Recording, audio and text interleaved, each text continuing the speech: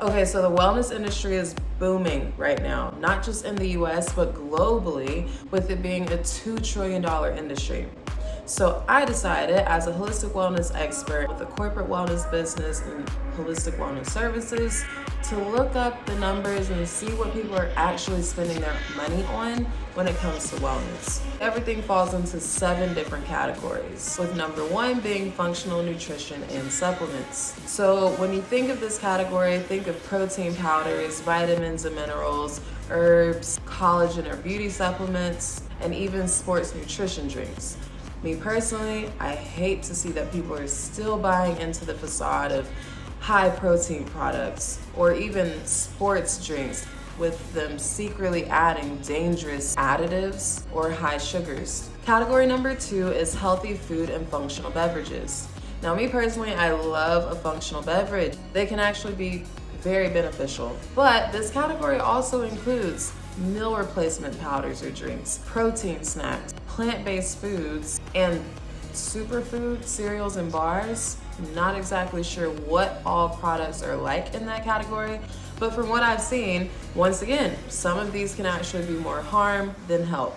Harvard put out a study showing people the effects of all the high protein trends we have in our society. It's bad medically. It's creating new issues for people that look healthy on the outside but are actually hurting their body on the inside, and it has to stop. So we already have a protein intake problem because we're taking too much protein, and I am completely against all of these unnatural derived protein snacks and or supplements. Also in this list, something that gives me pause are the plant-based products. Yes, we need more vegetables. We should not be having a high intake of meat every single day, but you cannot substitute a true plant-based diet or a whole foods diet with plant-based meat or plant-based meals. Some of these are extremely dangerous because they're straight from the lab, not from the earth, and now you're actually doing yourself more harm than good as opposed to you just eating a steak.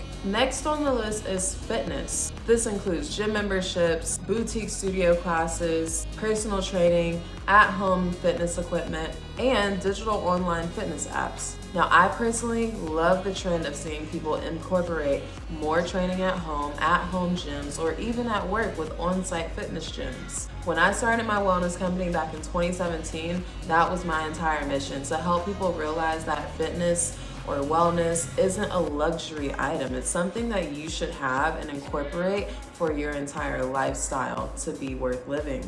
Now, here's the downside. Not every personal trainer is trustworthy, nor educated, nor certified. Please make sure before you ever buy into a trainer or an online program that you get a personalized science-backed program to follow.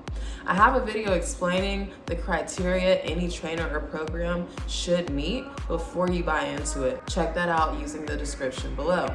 Category number 4 is mental wellness and stress management. So think of meditation apps, therapy, breathwork tools, sleeping aids even, or journaling and mental wellness programs. I love that mental health is more talked about. Hate what people are doing with it. We have a heightened rate of people self-diagnosing themselves with things like autism, ADHD, or what I call therapist junkies, meaning every time you need to make a decision about anything in life, from minimal to great, you have to go see your therapist. That is not the point of therapy. You might need a different therapist and or stop completely if that is safe and medically sound for you to do so. Something as simple as breath work can actually do you more harm than good if you don't know what you're doing. There are people adopting styles of breath work that actually can raise your heart rate instead of decreasing your heart rate, decreasing stress, and helping your nervous system. You should not be quick to participate or buy into something if it is not personalized to your needs and or coming from a medically or scientifically sound expert. In my corporate wellness services, this is one of the first things that we address, because lots of places say, okay, well, for this month, we're gonna bring in a yoga instructor, or we're gonna give you a breathwork session, and that is not the true or correct way to have long-term positive impact in your personal health.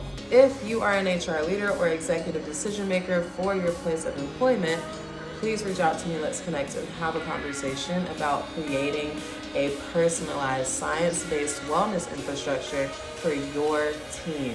A lot of wellness programs miss the mark of getting you an ROI on wellness and instead increase your wellness budget, having you spend out more money than what you actually need to. Category number 5 is beauty and appearance wellness.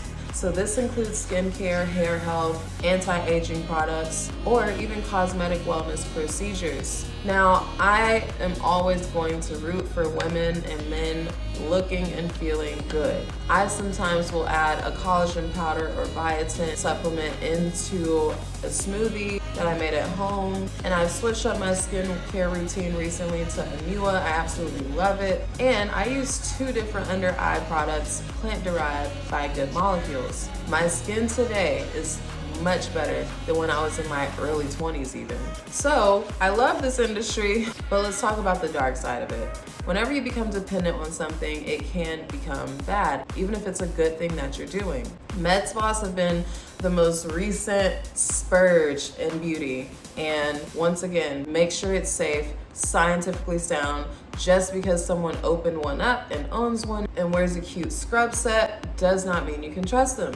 Consult a dermatologist, identify your root problem whenever it comes to your skin or appearance or beauty desires, and then move forth knowing your own boundaries. Do not buy into something because of great marketing. The next category is health tracking technology or wearables. Think of the Oura rings you see everyone wearing these days, or even nutrition tracking apps, sleep trackers, or continuous glucose monitoring. All of these things can be helpful, they can be useful, they can be great. However, what we have created, in my opinion, is a bunch of hypochondriacs now.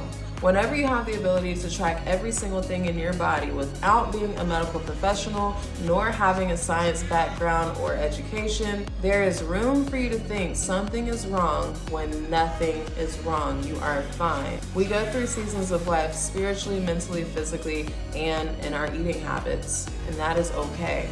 As women, you are going to fluctuate every single month in your hormones. You're going to fluctuate every single week for the most part because of that natural 24 to 30 day cycle most women have. And men, you don't have to look like the dude you saw on Instagram to feel healthy. Honor your heart health and your joint and mobility health and train according to it. If we are here to be healthy human beings, we should all have the goal of longevity, not extreme perfection in our health, which now takes away the ability for you to truly just live well. Make sure you're focused on the quality of your wellness instead of quantifying it. Last but not least, category number 7 is weight management and metabolic health. This one is one that I have a lot of concerns about. Think of GLP-1s, weight loss programs, nutrition coaching, or diet platforms. All of these sorts of things are included in this category. I'm sure you've already been made aware of the dangers of GLP-1 medications. I want to bring that same awareness into other things like the diet platforms or coaches giving you weight loss programs from online. Just because someone uses the word metabolic does not mean they actually even know what that word means, nor can help you with your metabolic system. That is referring to a streamline of chemical reactions in every single human that unless you have a degree in biochemistry or biology or medicine, you might not actually know what you're doing or talking about, ultimately creating new problems once again. Okay, now that we've gone over every single category that has the most spending in the wellness industry, these are the specific things people are mostly spending their money on. Functional food and beverages, supplements, protein products, fitness memberships or programs, skincare and beauty wellness, mental wellness tools, and health tracking tech. If you are a consumer of any of these products, hopefully this helps you gauge what's real versus what's trend and how to go about making these purchases. If you are someone like myself who provides products or services in the wellness industry, let's hold each other accountable to making sure that we're not providing things based on trends nor on money, but instead are sticking to the true calling of helping people and educating people. If you want more science-backed, personalized information like this from a holistic approach, like and subscribe here and connect with me on other social media platforms, all of which are in the description below.